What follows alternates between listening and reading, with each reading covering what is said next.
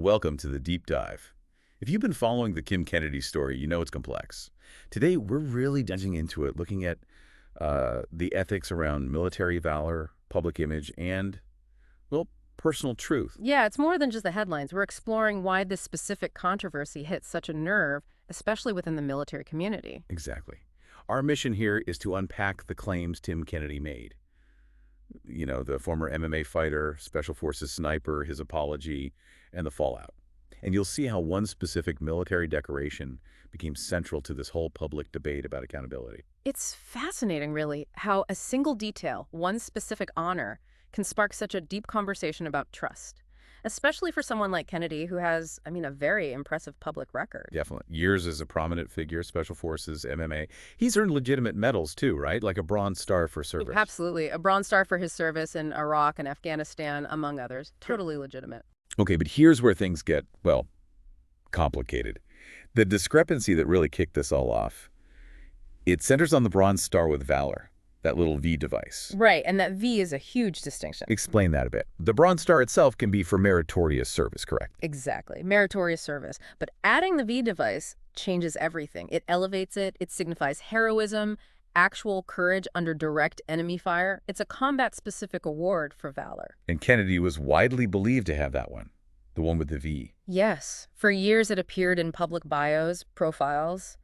The perception was certainly there. But the crucial point is he doesn't actually have it. He does not. That V device, it's a sacred marker of direct combat valor. Initially, when questions started popping up, early 2025, he posted on Instagram, said he didn't have it, never claimed to have it, and blamed any mentions on, third-party mistakes. Right. Pointed fingers elsewhere, which is precisely why what happened next was so jarring. An old interview surfaced. Yeah. And in it, he very clearly states he has the Valor device. A direct contradiction. No ambiguity there. And that just blew the whole thing open, didn't it? The narrative shifted instantly. Completely. That led to his full apology on social media. He said he wanted to, quote, take full and unequivocal responsibility for a serious mistake. Acknowledging he'd unintentionally misstated aspects of my military service. And admitted he directly or indirectly implied he had the Bronze Star with Valor. Then stated, quote, not true, and there is no excuse for it. Pretty direct apology, though. He was notably thorough, yeah.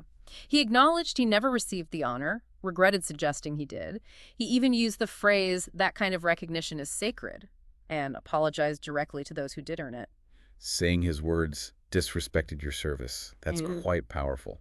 It is. He mentioned being young when he entered the public eye, but also stressed, integrity is not situational, and I fail to uphold the standards I claim to represent. So, beyond the apology itself, what does this whole incident tell us about expectations for public figures, especially military ones? Well, the reaction from the military veteran community was significant, deeply felt. How so? Many felt the apology was too little, too late. There was a sense of betrayal. A recently retired command sergeant major from the Green Berets put it starkly. He said Kennedy's continued public behavior leveraging the uniform, the tab, that Special Forces patch, and the legacy of Special Forces for personal branding stands in direct contrast to the principles of the regiment. Humility, discretion. Wow. So it goes beyond just the medal itself. It's about the representation. Exactly. It underscores that these honors represent a sacred trust. Integrity is just paramount, especially when you're in the public eye, seen as representing that community. But are there actual consequences beyond public opinion? Oh, yes. The matter is being taken seriously through official channels. Appropriate actions are underway. His right to wear the Green Beret, even that is reportedly under formal review now. So wrapping this up, the core lesson here seems crystal clear. Absolutely. It's about that inviolable trust tied to military honors and the critical need for integrity, especially for public figures. Yeah. And it definitely makes you consider the immense pressure people in the public eye face, the pressure to maintain an image. But it also really highlights the power of truth, doesn't it? And the real consequences when you misrepresent your past. So for everyone listening, what does Tim Kennedy's story make you think about? About public accountability and maybe the value we place on these hard-earned distinctions today?